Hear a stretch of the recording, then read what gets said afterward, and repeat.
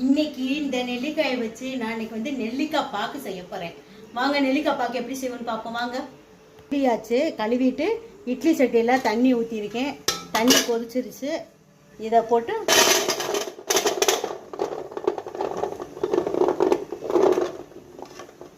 அவிப்போம். நேர்களே, இப்போ வந்து நெல்லிக்காயை வந்து நம்ம அவிச்சு எடுத்துருக்கோம். பாருங்க, அவிச்சு எடுத்த நெல்லிக்காய்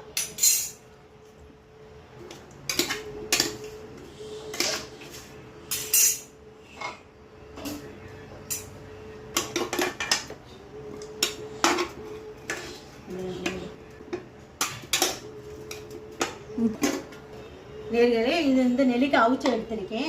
இந்த அவிச்சு எடுத்த நெல்லிக்காயை வந்து பாருங்களேன், இந்த நெல்லிக்காயை வந்து இந்த ரெண்டு பக்கம் இப்படி அமுக்கிட்டு இப்படி ஒரு அழுத்தி கொடுத்தோம்னு வச்சுக்கோங்களேன், வாழைப்பழம் தோல் விரிஞ்சாப்புல அப்படியே பாருங்களேன் விரிஞ்சிடும். அப்படியே இதை எடுத்துடணும். எடுத்துட்டு கொட்டையும் யூஸ் பண்ணிக்கலாம். எடுத்துட்டு பாருங்களேன், இப்படி ஒவ்வொரு நெல்லிக்காயும் இப்படியே நசுக்கினீங்கன்னா அழகா வந்துடும். இப்படி இந்த அழகா அப்படியே வந்துடும். இப்படி எல்லா நெல்லிக்காயும் இப்படி எடுத்து வச்சுட்டிங்கன்னா பாருங்களேன் இந்த அளவுக்கு வந்துடும்.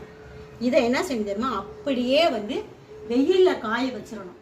வெயிலில் நல்லா 3 நாளைக்கு காய வச்சு எடுத்துட்டீங்கன்னா பாருங்க இந்த அளவுக்கு பாருங்க.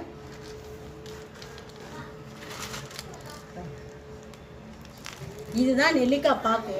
இது வந்து அப்படியே இருக்கும். நெல்லிக்காயை பொறுத்த வரைக்கும் ஃப்ரெஷ்ஷான நெல்லிக்காய் இருந்தாலும் சரி, அதை அவிச்சு காய வச்சு அது வத்தலானா கூட நெல்லிக்காயில் ஃப்ரெஷ் நெல்லிக்காயில் என்ன சத்து இருக்கோ அந்த சத்து வந்து கடைசி வரைக்கும் அழியாது. அதனால ஃப்ரெஷ் நெல்லிக்காயில் தான் சத்து இருக்கும்ல. இந்த ட்ரையான நெல்லிக்காயிலையும் சத்து இருக்கும். இந்த நெல்லிக்காய் எதுக்கு யூஸ் பண்ணிக்கலாம் தெரியுமா?